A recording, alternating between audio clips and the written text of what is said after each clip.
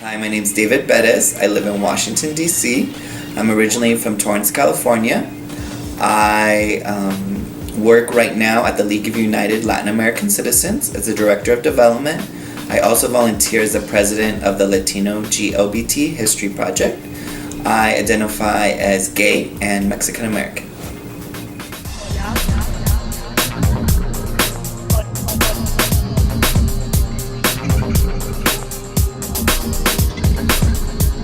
I was always very involved in my church. In high school, at our public high school, I was the Christian Club president.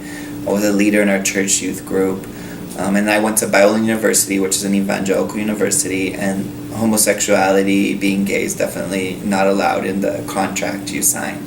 So it was definitely a process, and it was about probably my last 2 years of college when I really started realizing to myself, identify, I think I'm gay. I was praying to God, how can I figure this out or change this? And there was no one I felt I could talk to because I didn't have any gay friends. I didn't know who within my faith I could talk to because it was such a taboo subject.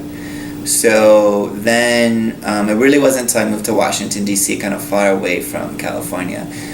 One of my friends in grad school was gay, and so I remember talking to him and to his boyfriend to, just kind of find out more about what it means to be gay, and what folks there are out there that are supportive, because I didn't know anyone or have any friends that were gay or that were supportive. So it was really after that process, about a year, then I decided, I am gay and I need to tell others this, So it was in that summer of 2006 when I took that first step to tell my friends in Washington. And after that, then told my family, and the next trip I went to San Diego. So I've been very fortunate to serve on, for example, the Latino GLBT History Project board with some really incredible leaders.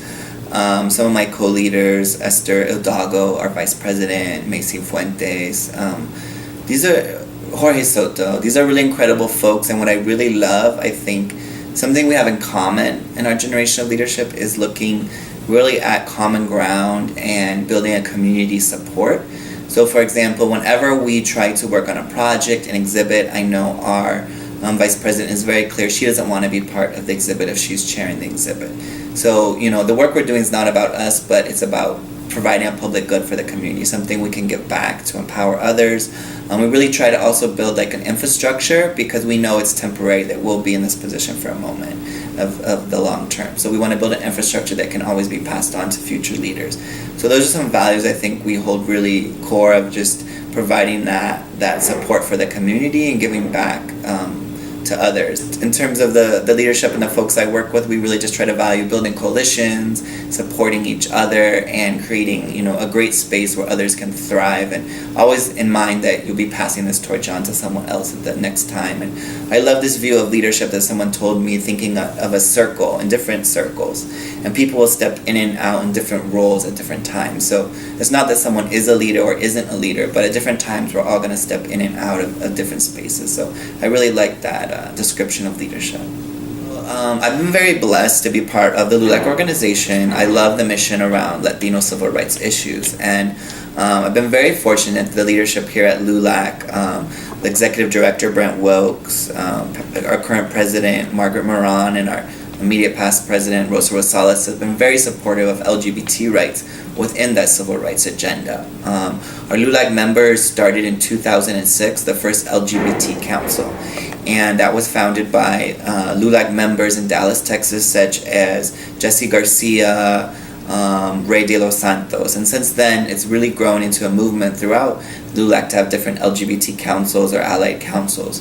So now we have LGBT councils for adults and young adults in Dallas, Texas, Houston, San Antonio, Orange County, California, Columbus, Ohio, as well as in many other states, different allies who have been helping support LULAC's LGBT work, from Wisconsin to Chicago, Florida, New York, all different places across the country. I would say LULAC's LGBT work has a few different areas. One area is in terms of building the capacity of our local councils. providing them with materials talking about the LGBT Latino experience and how our members can become advocates for LGBT equality. We also have here at LULAC our Director of Policy and Legislation, Luis Torres, who leads various partnerships with our different organizations such as the National Gay and Lesbian Task Force, Immigration Equality, the Human Rights Campaign in terms of policy work. So how can we collaborate either on a campaign to collect signatures for immigration reform that's LGBT inclusive. We were at the Supreme Court rallies for marriage equality, making sure we have Spanish language signs, Spanish-speaking couples ready to talk with Univision and Telemundo. So really looking at those different national advocacy issues as well. In terms of my activism has also been fueled by my faith. My parents always have given back and volunteered for different organizations in the community. And so in that same way that Jesus was advocate of social justice, that same passion is, I think, for myself as well, to, those blessings that we've been given to pass that on and help empower others to advocate and empower their communities.